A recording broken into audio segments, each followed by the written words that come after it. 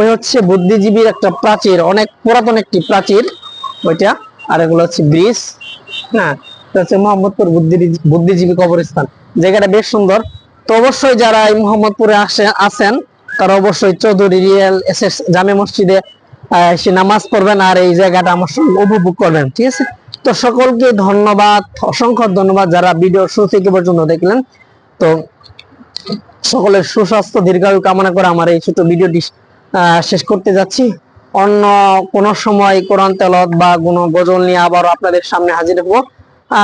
ততদিন পর্যন্ত সুস্থ থাকুন, নিজের খেয়াল রাখুন, দেশের জন্য, মানবতার জন্য, মানবের জন্য নিজেকে বিলিয়ে দিন। তো অসংখ্য ধন্যবাদ। তো সকলকে ধন্যবাদ, আবারও ধন্যবাদ জানাতেছি। আসসালামু আলাইকুম ওয়া রাহমাতুল্লাহি ওয়া বারাকাতুহু। ইসলামী আন্দোলন বাংলাদেশ জিন্দাবাদ। চরমোনাই পীর সাহেব জিন্দাবাদ।